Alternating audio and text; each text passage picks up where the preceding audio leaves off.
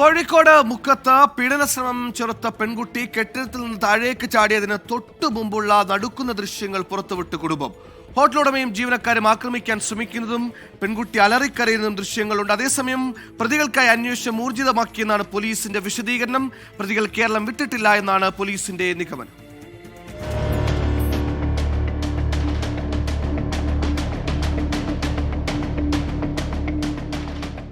താമസിക്കുന്ന കെട്ടിടത്തിൽ നിന്ന് പെൺകുട്ടി ചാടുന്നതിന് തൊട്ടു മുൻപുള്ള ദൃശ്യങ്ങളാണിത്.